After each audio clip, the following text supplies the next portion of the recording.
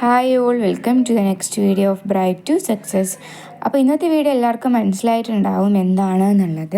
നല്ല ലേറ്റായിട്ടാണല്ലേ നമ്മുടെ റിസൾട്ട് വരാൻ പോകുന്നത്. മെയ് 21 റിസൾട്ട് വരുന്നത്.